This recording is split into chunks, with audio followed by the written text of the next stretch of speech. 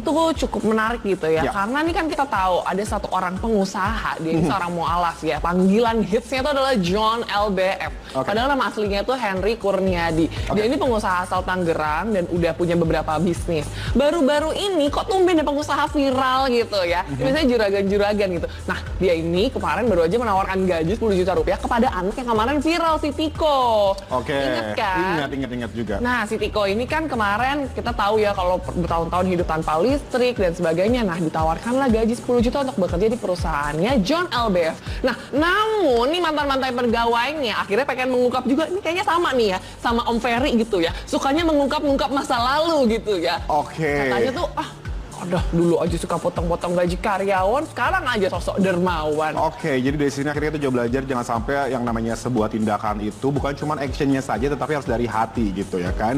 Atau mungkin sama seperti kisah bawang merah bawang putih gitu, yang terlihat merah ternyata putih, atau mungkin yang tadinya putih terlihat merah gitu, ya itu bisa jadi kebalikannya. Tapi kalau seandainya ini benar tidak adanya ya jangan sampai juga akhirnya menjadi fitnah gitu, karena bagaimanapun juga itu yang paling bahaya buat kita semua gitu. Dan kalau misalnya pengen berbuat baik, janganlah demi konten. Yang penting adalah aksinya tuh benar-benar emang dibangun dari diri sendiri dan juga hati yang berbicara. Aku setuju banget. Dan ini makanya kita pengen cari tahu bareng-bareng nih pemirsa, sebenarnya bener nggak sih pengakuan mantan pegawainya yang katanya John LBF ini suka potong gaji dan suka marah-marah sama karyawan? Bener atau enggaknya langsung aja deh kita cek di video yang berikut ini.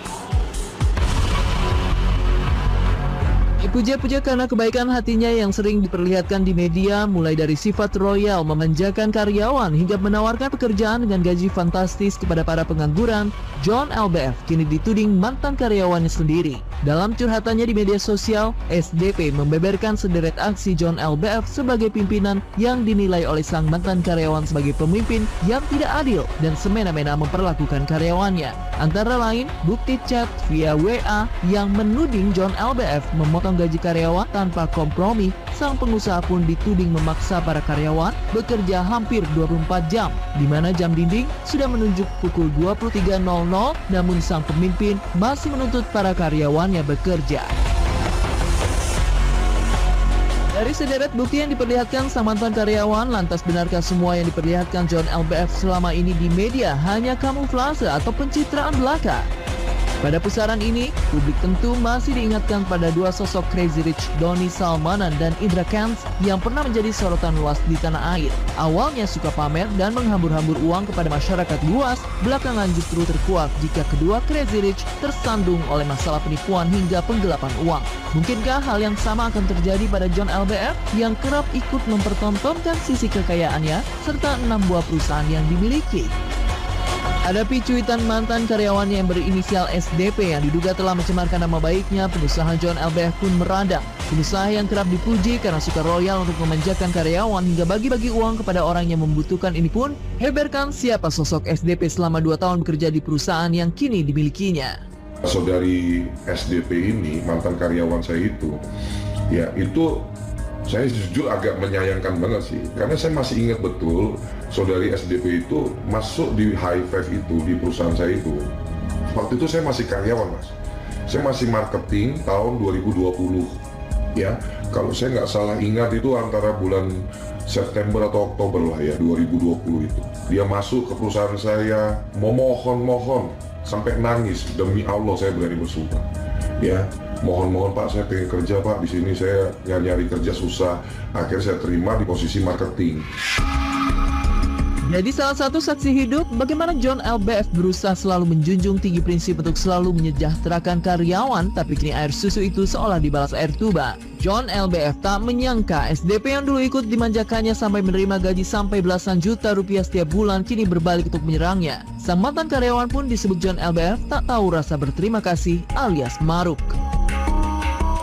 Tidak, menurut saya itu dugaan fitnah dan dugaan pencemaran nama baik yang si pendalilnya juga harus bisa memberikan buktinya. Untuk sekedar info aja, saudari SDP itu saya bimbing betul-betul dari nol. Boleh ditanyakan aja langsung ke yang bersangkutan berapa penghasilannya di perusahaan saya, 2 digit terus ya. Bahkan pernah saya ingat waktu itu ada klien yang saya kasih juga dapat sampai angka 30 juta dalam 1 bulan. Di mana sih rasa syukurnya? Di mana sih ucapan berterima kasihnya? Tak puas hadapi dugaan fitnah dan pencemaran nama baik dari sang mantan karyawan, John LBF mengultimatum sang mantan karyawan untuk tidak meludah di sumur sendiri, alias perusahaan yang telah menafkahi diri dan keluarganya selama 2 tahun. Jangan kita meludah di sumur kita sendiri yang selama ini kita cari nafkah di situ, bahkan sudah kita kasih ke keluarga kita. Dan kepada sang mantan karyawan, John LBF mengaku tengah mempelajari bukti-bukti adanya dugaan fitnah dan pencemaran nama baik dari sang mantan karyawan untuk dibawa ke ranah hukum. Meski demikian, sang pengusaha membuka pintu selebar-lebarnya kepada sang mantan karyawan jika ada niatan baik untuk memberi klarifikasi dan meminta maaf langsung di kantor perusahaan lamanya yang dipimpin oleh John LBF. Saya sendiri sebagai pelaku usaha yang berada melakukan kegiatan usaha pun juga di negara hukum, ya, saya sudah tunjuk tim hukum saya, Bang Maci, untuk mempelajari masalah ini, ya. Jadi karena saya bukan ahli hukum, jadi saya harus koordinasi dengan dengan tim lawyer, ya, Bang Maci, untuk membereskan masalah ini, gitu loh. Kalau memang ada penyesalan, ada klarifikasi, ada permintaan maaf, saya dengan tangan terbuka menunggu nih untuk bisa datang ketemu ke kantor saya.